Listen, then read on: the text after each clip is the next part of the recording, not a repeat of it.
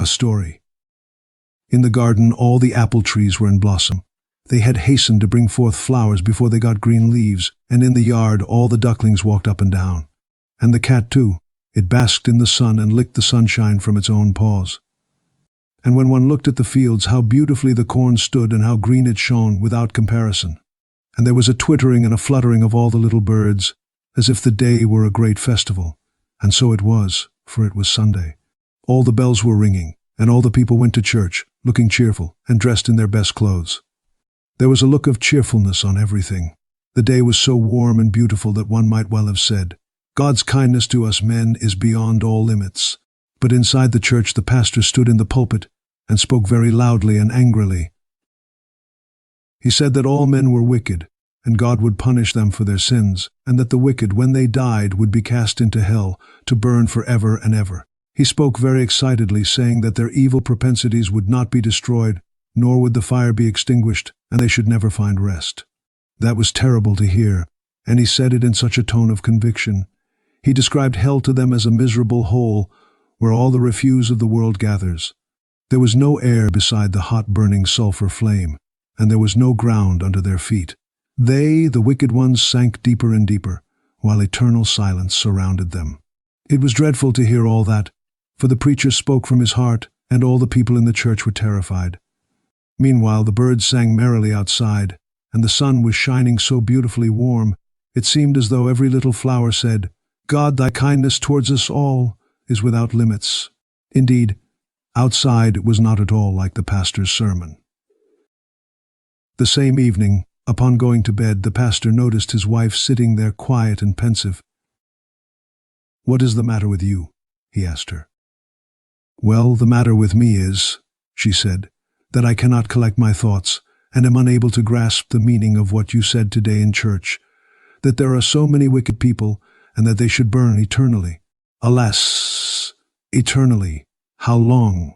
I am only a woman and a sinner before God, but I should not have the heart to let even the worst sinner burn forever, and how could our Lord to do so? Who is so infinitely good, and who knows how the wickedness comes from without and within? No, I am unable to imagine that, although you say so. It was autumn. The trees dropped their leaves. The earnest and severe pastor sat at the bedside of a dying person. A pious, faithful soul closed her eyes forever. She was the pastor's wife. If anyone shall find rest in the grave and mercy before our Lord, you shall certainly do so, said the pastor. He folded her hands and read a psalm over the dead woman. She was buried. 2 large tears rolled over the cheeks of the earnest man, and in the parsonage it was empty and still, for its sun had set forever. She had gone home. It was night. A cold wind swept over the pastor's head. He opened his eyes, and it seemed to him as if the moon was shining into his room. It was not so, however. There was a being standing before his bed, and looking like the ghost of his deceased wife. She fixed her eyes upon him with such a kind and sad expression, just as if she wished to say something to him. The pastor raised himself in bed and stretched his arms towards her, saying, Not even you can find eternal rest. You suffer, you best and most pious woman? The dead woman nodded her head as if to say yes, and put her hand on her breast. And can I not obtain rest in the grave for you? Yes, was the answer. And how? Give me one hair, only one single hair, from the head of the sinner for whom the fire shall never be extinguished, of the sinner whom God will condemn to eternal punishment in hell. Yes, one ought to be able to redeem you so easily, you pure, pious woman, he said. Follow me, said the dead woman. It is thus granted to us. By my side you will be able to fly wherever your thoughts wish to go. Invisible to men, we shall penetrate into their most secret chambers, but with sure hand you must find out him who is destined to eternal torture. And before the cock crows he must be found. As quickly as if carried by the winged thoughts they were in the great city, and from the walls the names of the deadly sins shone in flaming letters. Pride, avarice, drunkenness, wantonness. In short, the whole 7-colored bow of sin.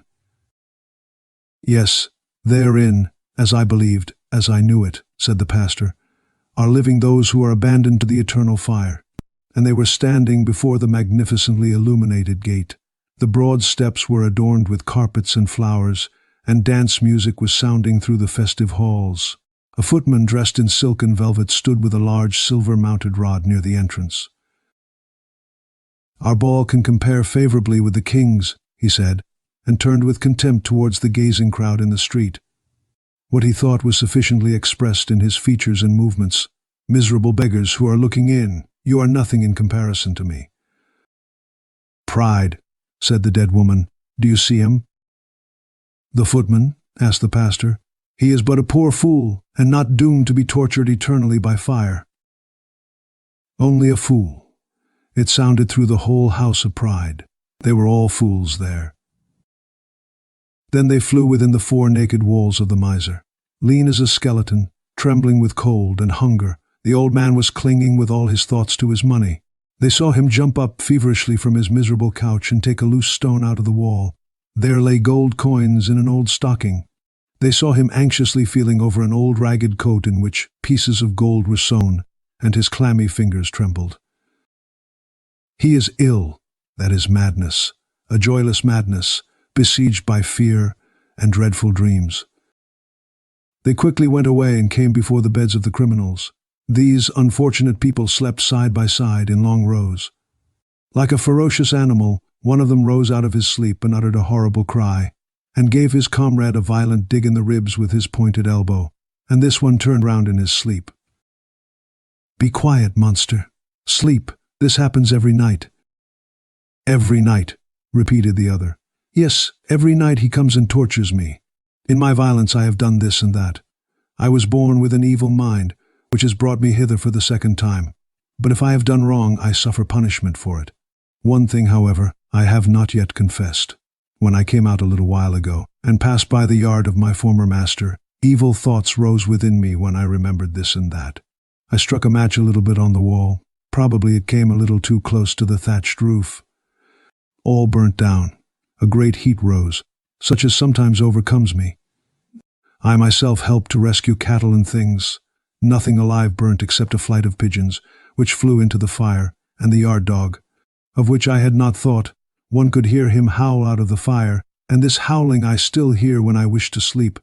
And when I have fallen asleep, the great rough dog comes and places himself upon me, and howls, presses, and tortures me. Now listen to what I tell you. You can snore.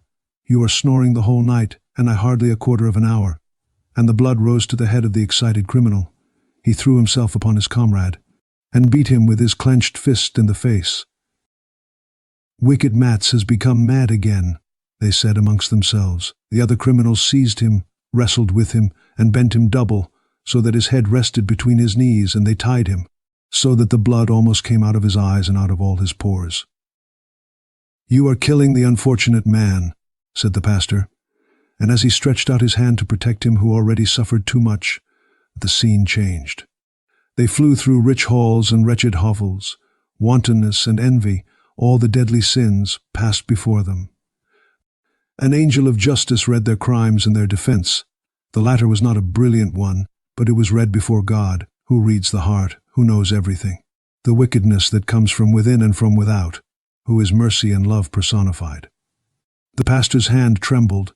He dared not stretch it out. He did not venture to pull a hair out of the sinner's head. And tears gushed from his eyes like a stream of mercy and love, the cooling waters of which extinguish the eternal fire of hell. Just then the cock crowed. "Father of all mercy, grant thou to her the peace that I was unable to procure for her." "I have it now," said the dead woman. "It was your hard words, your despair of mankind, your gloomy belief in God and His creation, which drove me to you. Learn to know mankind. Even in the wicked one lives a part of God, and this extinguishes and conquers the flame of hell." The pastor felt a kiss on his lips. A gleam of light surrounded him. God's bright sun shone into the room, and his wife, alive, sweet and full of love, awoke him from a dream which God had sent him.